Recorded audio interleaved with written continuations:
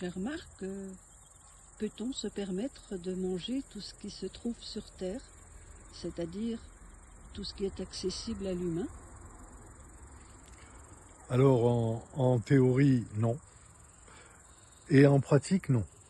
En théorie, non, parce qu'il y a des choses qui ne sont pas comestibles.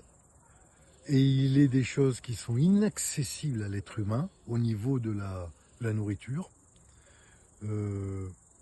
Et en principe, ça se démontre depuis la nuit des temps.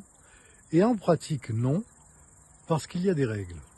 Moi, étant de culture israélite, c'est évident que je vis avec les lois dites de la cacheroute, qui sont des lois très draconiennes, pour lesquelles je ne suis pas toujours tout à fait dans tout d'accord, parce que c'est pas adapté à l'heure actuelle, surtout avec les phénomènes de géopolitique et la transformation du monde, mais néanmoins, elles ont été élaborées, établies par des sages, et quand on les connaît, ces lois, et qu'on les applique, on a moins de risques pour notre côté spirituel que quand on ne les applique pas.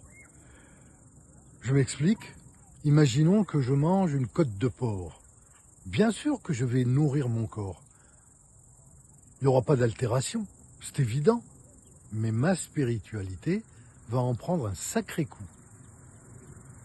Donc, et ce ne sont pas seulement mes croyances, ce sont les croyances de beaucoup de monde qui sont passés par le crible de l'empirisme.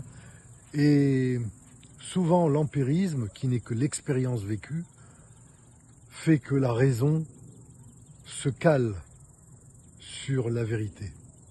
Donc je pense que dans les lois de la cacheroute, pour un type comme moi, il y a du émet, vraiment beaucoup de émet, pour conserver ma spiritualité intacte.